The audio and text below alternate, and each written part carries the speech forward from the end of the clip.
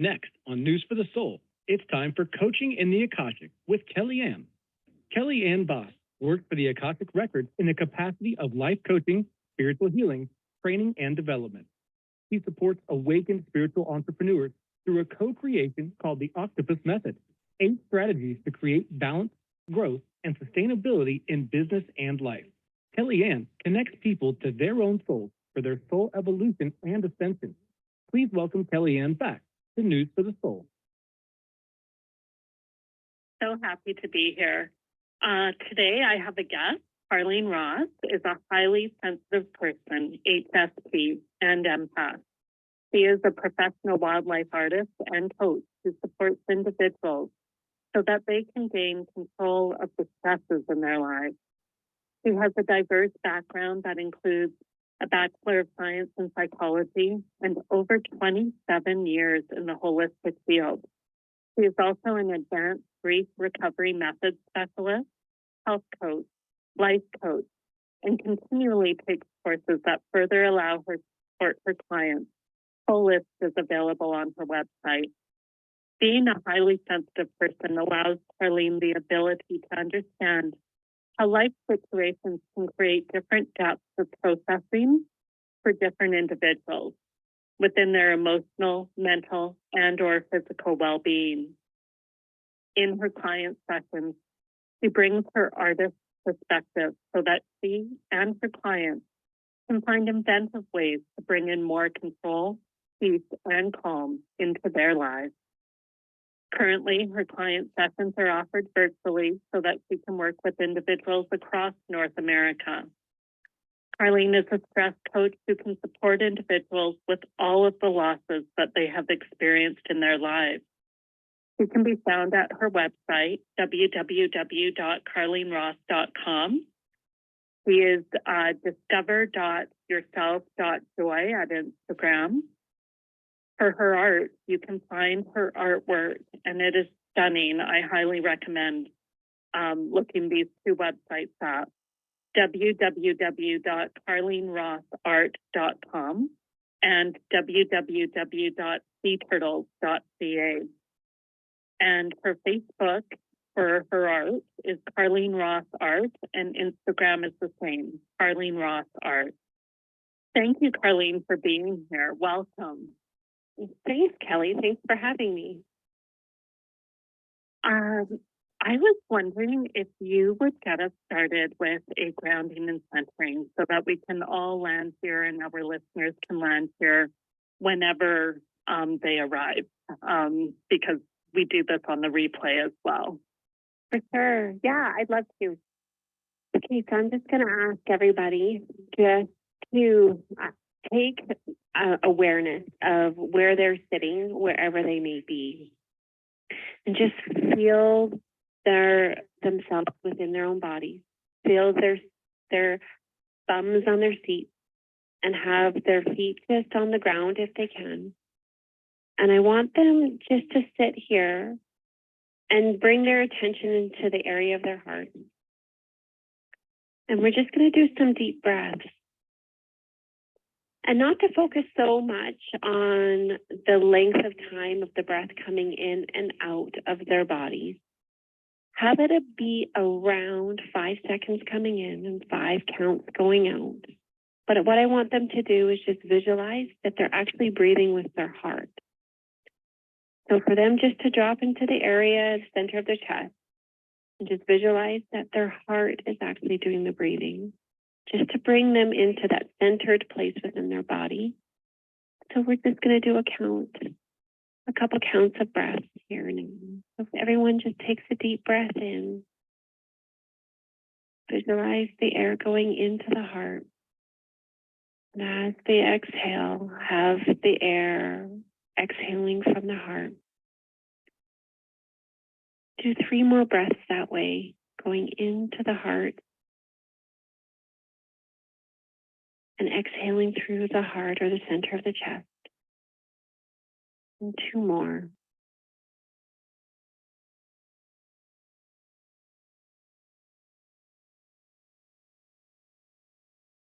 And last one.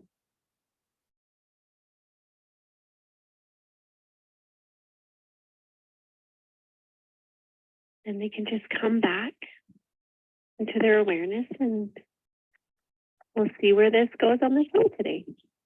Thank you so much, Carleen. You're That welcome. feels so good. Yeah, I love having different ways to use our breath. So it's really beautiful, that visualization of breathing into the heart and out. Thank you. That's such a gift. You're welcome. Instead of your whole beautiful history, I am wondering if you would share where you are at this present moment and briefly show us most recent trajectory moments that have contributed to where you are now. So when you look at where you are and reflect backwards, what are moments that align with what you are doing now? And this will provide a little bit of updating our audience to the now, because I know there's people listening that know you already and love you already, and there's people listening that are new to you. So it would be great to inform. For sure. So if I look at my beautiful history, as you so eloquently put it, my life is made up of so many dimensions. I'm a mother of 2 amazing teenage boys that teach me humility and patience every single day. And for my work, I end up balancing 2 different career paths, as you mentioned in my little bio there, of a wildlife artist and a stress coach. And I do my best by aligning them together. So my path with my career, I have 27 years of experience in the holistic field, which has taken me through reflexology, massage therapy, Reiki, among many other certifications. And I ended up really focusing on my art. And my path as the artist began when I really needed to make some quiet time for myself when I was a new mom to my first son. And this path really became quickly focused on me creating sea turtle paintings, which came from a commission that really pushed me out of my comfort zone. But since that moment of accomplishment, that's almost a decade ago now, I've created over 60 sea turtle paintings and had my work in different Canadian galleries. I've represented Canada in world-class shows with those paintings. And my sea turtle artwork has been in calendars and shown alongside some of the greatest wildlife artists of our time. I've been truly blessed through my artwork. And it was through my artwork that I found my path to center myself at the beginning, to find that inner wisdom and the life and the spiritual lessons that I was given during the creation process of painting my sea turtles. I ended up sharing in my book, which I titled Journey to the Sea Turtle. And it was here by writing it all down for others to read, so it was no longer my private messages. I shared it with anyone who wanted to read them, that I started to realize that they were there to guide others to also reach their greatness. It wasn't just for myself. So, how beautiful. So shortly after my book was published, my mother actually passed away. My book was published. My mother passed away 3 months later. And it was very sudden. And I ended up processing. I used to process all my emotions through creating artwork. And what I found was it was a way, creating the artwork was a way of getting in touch with those emotions that I needed to process. But my emotions were so in the forefront that creating artwork was almost a distraction, that I needed to really dive deep into the processing of the meaning behind what the emotions were bringing forth, the messages. And it really had me look at the meanings of my mom's life, my life, and just what it all meant. And it was at this time I really discovered I needed to go back to school to add to the formal training I already had with my psychology degree, as well as my massage. And this path led me to become a health and life coach. I really wanted to help support others with their future selves, and to help others really start to realize that we have to look at our health as a holistic standpoint, that everything matters. It's not just about exercise, and it's not just about the foods you eat. And it wasn't just with the health and life coach. I had a big plan. So shortly after I accomplished those certifications, I ended up also getting my advanced grief recovery method specialist, because I really wanted to focus on supporting those that felt so vulnerable and being a true ear for them and a true support for them in the best way that I possibly could. And alongside, as Kelly, you do know me, and we'll get into that a little bit later, I'm sure. But I look at things on a very, very broad spectrum, everything. And so while I was taking all this more formal training, I also dove more into the energy studies that I had known through my 27 years. And I started really, really learning about shamanism and about the Akashic records. And it was at this point, I looked at it. I had my husband a little concerned actually at the beginning, because I was learning so many different aspects of health and wellness. But the way I described it is I was learning different languages. And each one of these trainings was teaching me a different language that would allow me to be able to use my words so that I could reach different people. And it was those people I was meant to support. And so to me, every single course that I took was just as important as the last one. So my entire life really led me to do this work. In my bio, I really come to embrace my HSP, or my highly sensitive person. Yeah, can you talk about that a bit, and the difference between that and an empath, or where they meet each other or overlap? For sure, I will do my best in describing that. And a highly sensitive persons have been shown to be made up of 20% of the population. So 20% of the population are also highly sensitive people. And within highly sensitive people, there are different aspects of it. So there are some that really dive into the meaning of life. There's some that really dive into emotions. There's some that are physical sensations that they need to experience stuff physically. So each highly sensitive person is unique within themselves too. So even though they don't make up much of the population, they're even more unique within their own characteristics. And what it is that we end up processing different aspects of life on a deeper level. So when we experience loss, it's at an extremely deep level, because we go into different dimensions of the loss. So it's not just the emotional loss. We'll end up to the meaning of life. We'll end up to the meaning of various aspects within that emotion that we're experiencing. And through that, it's really linked into our brains. It's almost like a physical structure within our physical cells. The difference between that and an empath is empaths can make up, statistics show, if you look it up online, that there's only 2% of the population actually make up an empath. There's a lot of people who are empathetic, but being an empath or a sensory empath, it's only 2%. And with that, it's that you take on the emotions, or you can feel the emotions of others. Whereas being highly sensitive, you see into a situation differently. So it's the way you process the information versus a sensory feeling of it. If that clears any of it up, or if I confused you a little more. Yeah, can you be both? You can definitely be both. You can definitely be both. I am both an empath. So for me, what gets really, really cloudy is if I am not centered, if I'm in a situation and somebody else is highly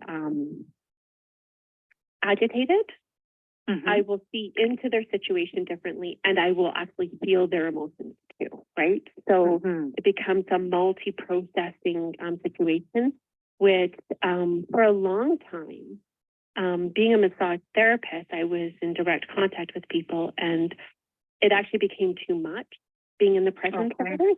So I became a solitary artist. So it was a way of me starting to ground and learn, I guess, protective barriers within myself when I go out into the public, right? So I don't take on so much. But Well, I'm not that's alone. interesting because you were one of the first people that really talked to me about protection on my spiritual journey. So I love that you're speaking to that. Can you speak a little more to that? In regards to protection, Protecting energy for empaths and highly sensitive people.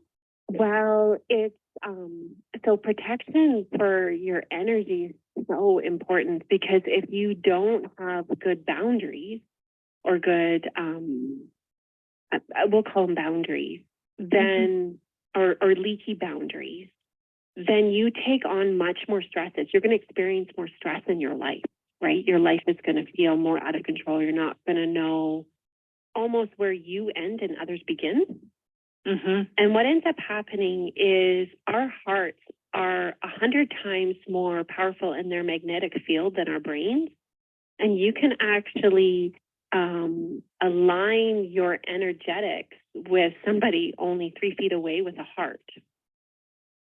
And if you are not protecting yourself, you're also bringing in that energy into yourself.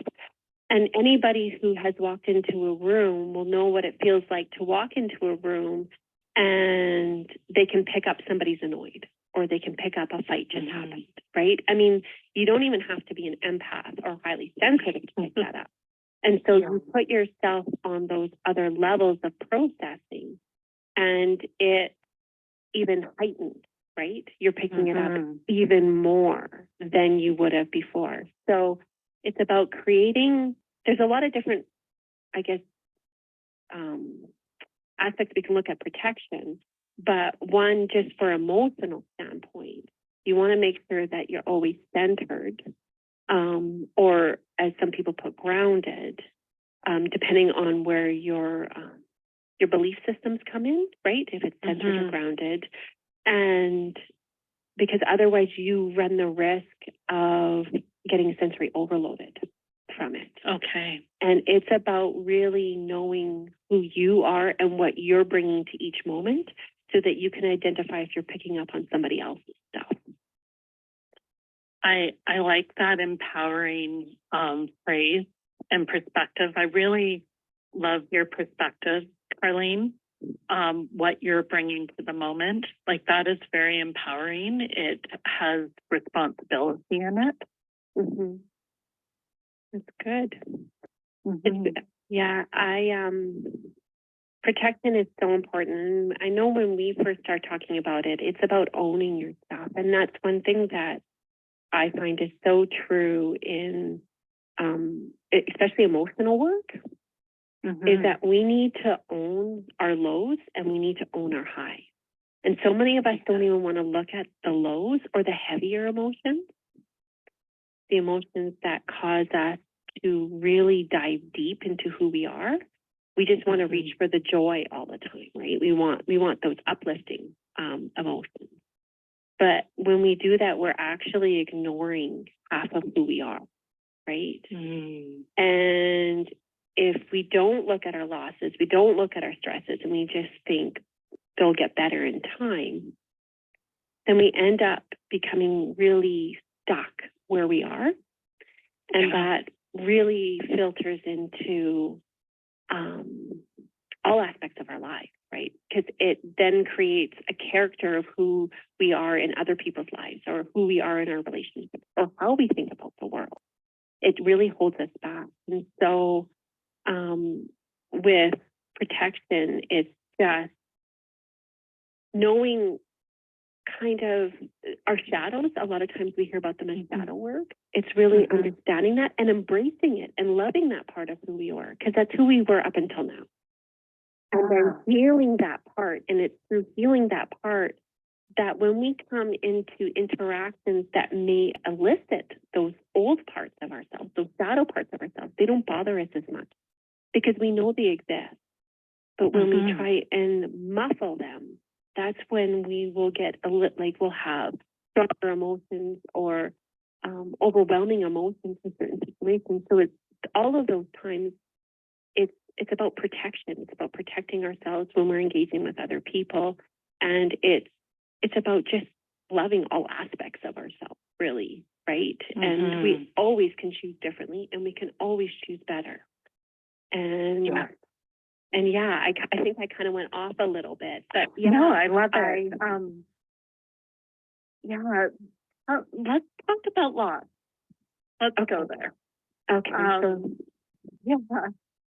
So what do you find most important to speak about in regards to loss in this timeline that we're in right now? Well, I guess one of the most important things that I want people to realize is that loss surrounds us. Each and every day, each and every one of us is experiencing a multitude of losses, and possibly in any given day. The thing is we just call them different things. So we call them stressors, we call them injustices, we call them arguments, we call them hurt feelings, and the list can go on, right? But in reality, if we look at them through a loss lens, they're loss of respect, loss of control, loss of affection, loss of connection, loss of communication, loss of understanding. And we can experience them within dialects, within our own, just with our own inner dialects that we have with ourselves, as well as what we can have with other people, right? And like I said, we end up storing those losses. And a lot of times the reason why we end up storing them or we minimize them in our lives is because we don't want to deal with them, or we don't know how to deal with them, right? A lot of us are taught how to accumulate stuff in our life, but we're never taught what to do, or there's not very many of us who have been taught what to do when we lose stuff, right? We're taught about getting a car or a job or finances and working hard for that. But what happens when it doesn't happen in our life? A lot of times we end up having others say to us intellectual phrases that don't help us. And they'll even further isolate us within our emotions, or we say stuff to ourselves. And within the grief recovery method, they talk a lot about 6 myths that we have in regards to grief. Now, I want the listeners to switch grief out for loss or for stress, because they apply to all of them. Okay. And it really is grieve alone. So keep your issues to yourself. How many times are we told to just speak of the positives, right? I don't want to hear about the bad stuff. Just tell me about the good stuff, right? Or to be strong for yourself or for others. I just got to get through this. I got to pull up my boots and I just got to keep trudging on, even though sometimes falling down and just resting for a bit is exactly what we need to end up moving on stronger, right? Because it's just honoring we need that rest, we need that break. Or we're told to replace the loss. And it's just about bringing it in. I know when my mother passed away, a lot of people would say, well, just call me when you want to call her. But the way I looked at that loss in my life, it was almost like replacing her. Or we have people who replace a loved one, right? They go out and they date right away, right? They physically replace that role in their life. But with my mother, when she passed away, it really was, I learned that I needed to hold that space for her, to honor the space we left behind, honor the space that her life left. And so it was the exact opposite that brought me a lot of truth and healing in that. Another myth that we're taught is to keep busy, right? So a lot of people think that you need to go back to work right away, right? You need to take on more jobs. You need to take a hobby. But it's through the silence we get the truth spoken to us. It's through the silence and the breaks that we get. We find the meaning in things.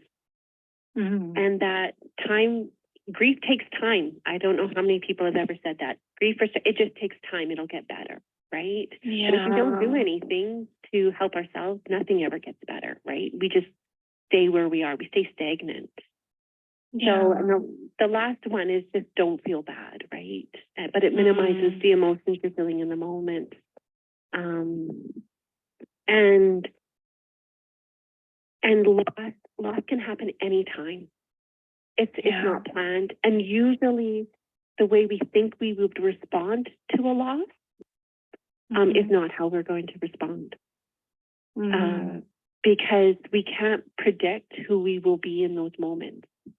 Because in one instant, all it takes is a snap of a finger for you to experience something that you lost that was important to you. And that could be a loss of a dream, a loss of a job. It could be a loss of a relationship.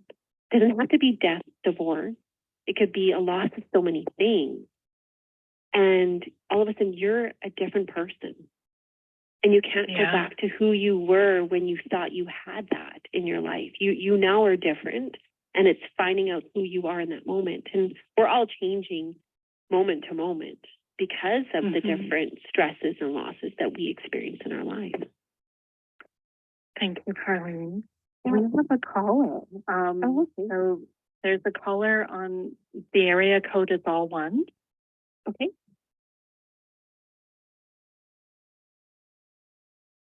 Hello. Hi. Oh, both of you. I can barely hear you.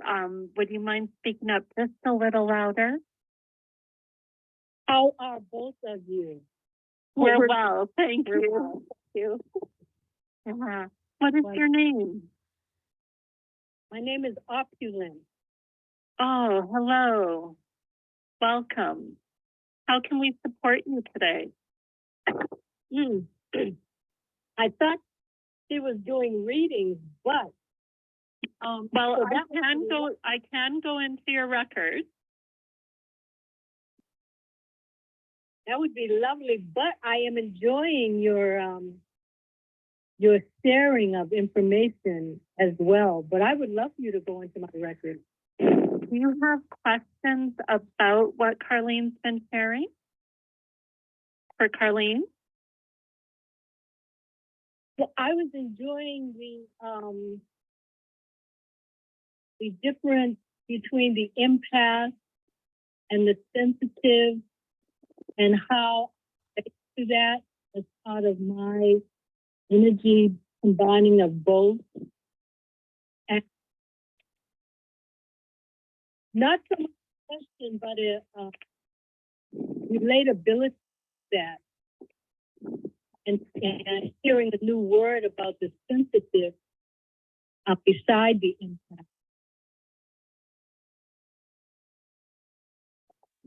Did you catch that, Carleen? No, I didn't. So just one more Okay. time. Yeah, I think she was saying that she likes the new word, highly sensitive person. That's new to her, and the speaking about it in regards to empath and the different energy. Is that correct? Yes. Okay. Yeah. Yeah. It's so the highly sensitive person is actually, if you ever want to look into it, or anybody who's listening wants to look into it more, it's Elaine Aron you want to be looking up. She is the one that came up with this, where in previous, a lot of people who would have been highly sensitive, because they can get overwhelmed by their situations because they take on too much, right? They see into too much of what's happening around them. So with highly sensitive, I will notice everything of the situation. So I can tell you exactly where you were standing, what you were saying, how you said, the words you used, because I'm taking it all in. So we end up needing more sleep, actually, too, just to refresh. And it's Elaine Aron that really made this difference, whereas before we were just called overly sensitive. And a lot of times we would have been placed on medication to bring down our ability to pick up all the information. So it's very different, because an empath is just more sensitive to emotions, or and I mean, you can also be an auditory empath. Like there's other versions, but I'm just sticking within emotions with my talk today. So it's being more sensitive to emotions, whereas it's a highly sensitive can just be picking up on so much information that's coming in around that. And a lot of times they end up being introverts because it's just a lot easier to watch. Right? So.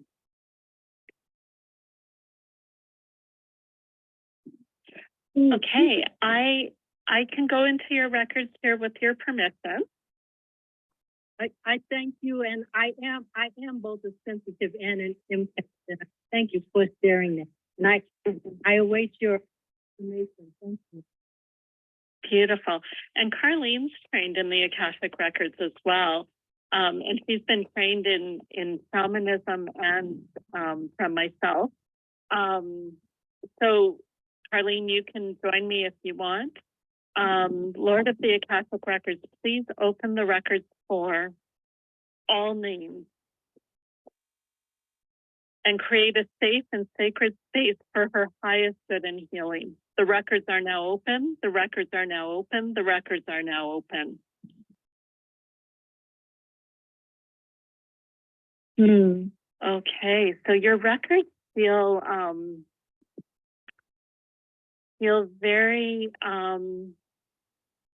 it's almost like your energy is rising. And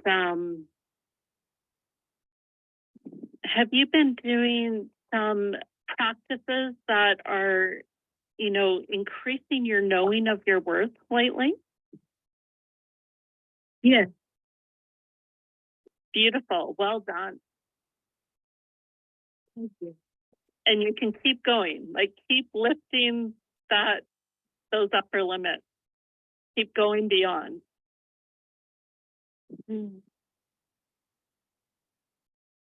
Because it's there's an excitement here as well. Do you have a question for Carleen or I?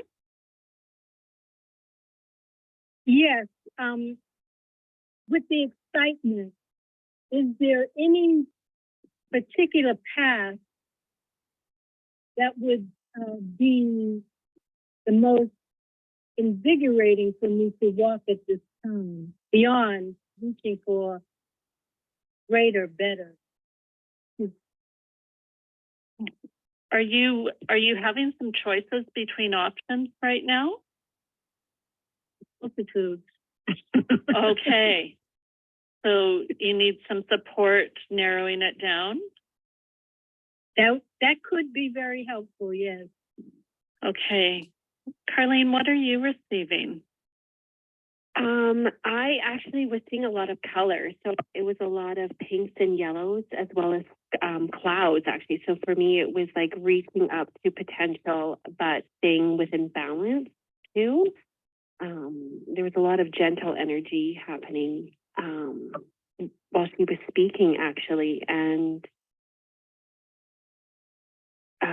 it was just a lot of uprising is what I was picking up, like a lot of lifting up. So like higher vibrations, right? So. Hey,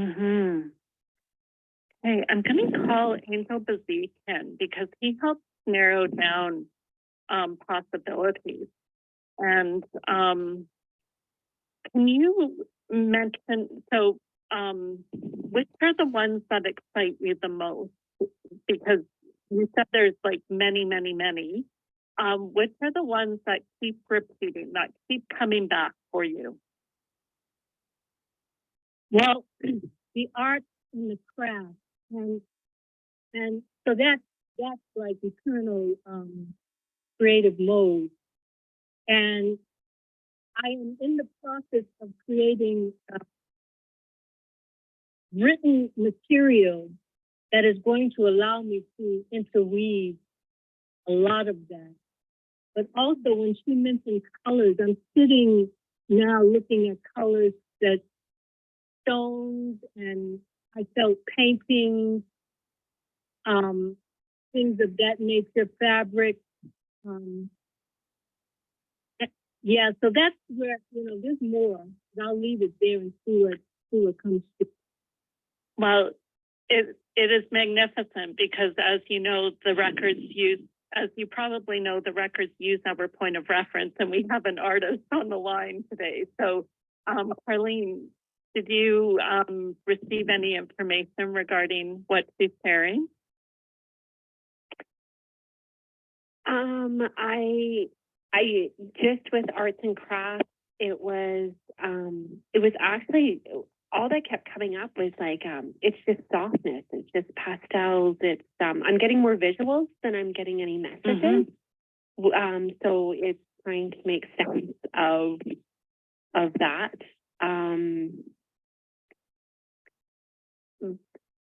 Yeah, but the words, did the Mhm. words tell a story? Opulent, did the words tell a story? Do they communicate for you? The word that was spoken to me from you all. No, the words, you talked about writing and how it would tie the two together. Yes, it's definitely the story is yeah, they tell a story. They tell many stories of many arenas and many colors and many, they tell lots of stories. So I'm getting that you're to focus in on the first one. Sometimes there's an overwhelm of, like, you have a huge vision. And and maybe Carleen can speak to what's supported her in the past to do that, when you have this like large vision of what you want it to be, but you have to start somewhere.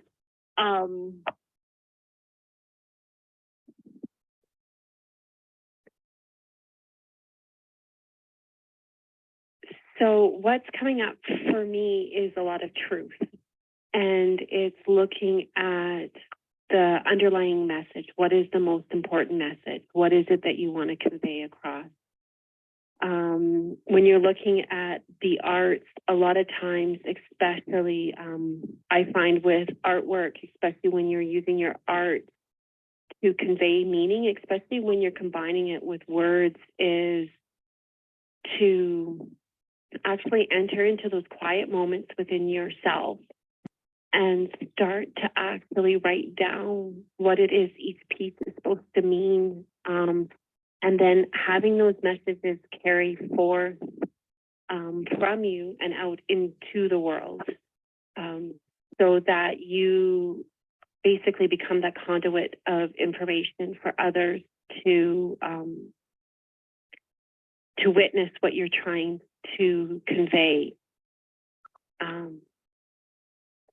Because I'm getting a lot of different things, but I keep going back to colors. So are you painting? Is that what you're doing, or what are you doing with your art? I do paint. That's not at the forefront at the moment, but I'm also feeling compelled to go to fabric and painting on fabric and feeling that call again. But I also would like to say that I paint with words as well, and that my words, because when she asked me what about the words, that's what I was feeling, the story, because the writing can invoke all of this. I mean, it can invoke it all, even as I'm saying it to you, and I'm knowing this, but I'm actually speaking it is interesting to me, because the words can bring about the colors, the uplifting, the softness, going into different places with the art and craft, and the canvas is my word, right? It's my word. All right. So that what comes up for me, just even from like an artist standpoint, is it's to start with the words. The words sound like they are the most important. Like if I go more, I guess, into coaching, is this the words sound like they're the most important message or the most important art form. And the great thing about our words is even in a written word, it carries a different vibration. Words can shape our reality. And if you're looking at doing it from an art standpoint, the words become very, very powerful. The meanings of like the titles of a painting can bring so much life into the artwork itself, never mind the strokes that were used on the canvas. And it is the words for you that are shaping the visuals in it. And from that, you'll find out which colors will align with the words you want to use. Because when you start mixing the meaning and the vibrations of the colors in amongst the message that you're writing, you're going to end up with an extremely powerful statement in whatever it is you create. And if you look at, because you mentioned linen on fabric, and that's actually, I have seen that so much in art galleries right now, is not using conventional canvases, but using unconventional materials, because that almost creates a different way of almost creating interest, or even, I'm going to use the word conflict, and that's not a negative form, because it's when we see things that we normally don't see, it creates conflict within ourselves, but that also allows us to become curious to see what the underlying meaning is. And especially if your words and the fabric that you're utilizing in your art form are both flowing or they're both soft, it creates even more an artistic meaning to what you are creating. And I just see a lot of uplifting and a lot of like soft strength coming from this, and and having see, the word reconciliation keeps going through my head, but I don't think that's it. But it's just like, it's even within yourself. It's just having that truth come out of whatever it is that you're conveying, so that once it's out, it can speak to another person, and you may give them the visual of what they have been looking for in finding the truth within themselves. And that's the beautiful thing about art, is we can create stuff that invokes emotions and mental processing in another person. And it sounds like you're on a path, but it's narrowing that down. So you keep going back to the words. So I would start with the words and then have the pictures form around them. And sometimes it's creating a journal. As you write it, you start going, this is the way I see it. And just allow it to form in your mind before you start putting medium to your surface or your structure. So beautiful. And just to add on to what Carleen's saying, I got very strongly that you were pulled into the records on this call. So are you feeling a different energy right now? More clarity. Okay. So I'm getting that you access the records subconsciously, and that you can do it consciously while you do your art. So while you do those planning stages that Carleen's talking about, I'm getting that you have this extra tool to make things easier and more flowy. So you've experienced that euphoric feeling of being in the flow and creating for hours, and it feels like minutes. You're in your records during those times. Interesting. Yeah. So you can ask Lord of the Akashic Records to pull you in when you're creating. Is there another name, or is it just the Lord of the Akashic Records? When I asked him, he's like, that's what I'm called. Other cultures and dialects may call him something different, but in North America, he's an archangel. He's 100% of the light. He's the record keeper. Owner of the scrolls keeper of the scrolls is another name for him that's used. But he's saying you can call him anything. Sometimes he'll show up as what you want him to look like too. If you're very visual, if you're an artist, you probably are very visual. He's shown up for people as Yoda. He's shown up as Dumbledore. He's shown up as, so it's really your part of the creating process when you're working with your own records. It's your own soul that's working with the records. Speaking of names, could I have both of your names and also the name of the person that she said for the Oh, yes. The author. Carleen, could you repeat the author's name? It's so she actually did all the research on it. So it's Elaine Aaron. So it's ELAINE, and her last name is ARON. Okay. And your name? My name is Carleen Ross. So it's CARLEEN, and my last name is ROSS. And I'm Kelly Ann Vass. KELLYANN, V as in Victor, ASS. I think. Thank you for calling in. I'm going to close your records now. Carleen and I will both close your records.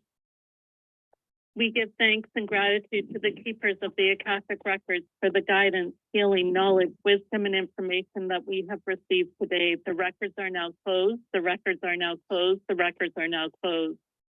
Best wishes with your creating. Mm-hmm. It'll be fabulous, I'm sure. Thank you so much for your.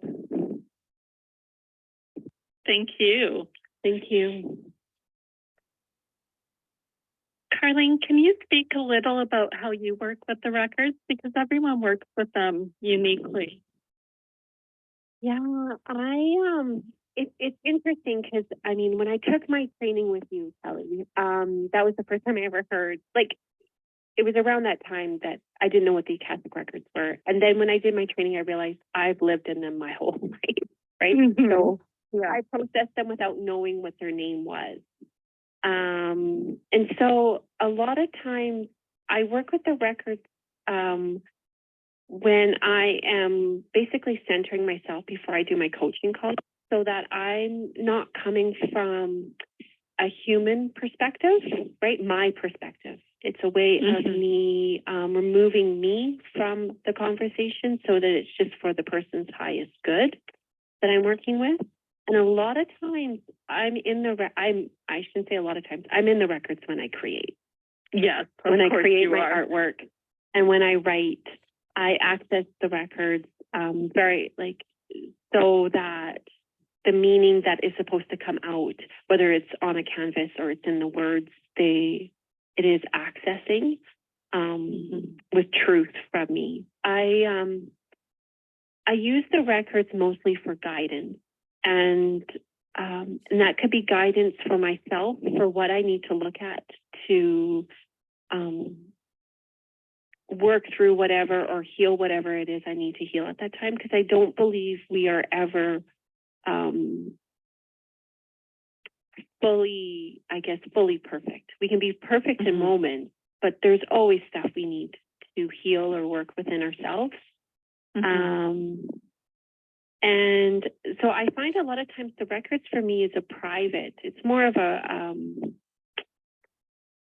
it's something that I do quietly. I guess it would be a better way of doing it, right? So that's beautiful. I think it's amazing you do it so publicly, and I'm more of a private. And every way is okay. Like, yeah, you know, part of being human is discovering our right way for us. Sure. Yeah. So that's beautiful. We're, the time went so quickly. We're at our shameless self-promotion. So please share what our listeners can access from you. For sure. The listeners can go to my coaching website, which is www.carleenross.com. And if on my website, and I'll just give you like an ending of that website here in a little bit. I have a free stress identification booklet that they can download and they can work through on themselves. Because a lot of times we know something's not right, but we're not too sure exactly what aspect of our life is basically contributing to it. And we can have a lot of energy leaks in our lives, and we may just feel I'm exhausted all the time, but you don't realize where the stress is coming from. So if they go to my website, it's www.carleenross.com, and it's /ebook. So that's EBOOKS. And they can download that book and they can work through it. And I created it for the show here today. So any of the listeners, any of the listeners can work through that on their own to see if they can start to self-identify maybe where it is in their life they need a little more attention. Thank you so much. I've so enjoyed having this conversation with you, and I'm sure our listeners have too. Sending so much love and grace to our listeners, and thank you again, Kelly. Yeah, you're welcome. Thank you for asking me. It was a pleasure. You're welcome. Love and grace. Good night. Good night.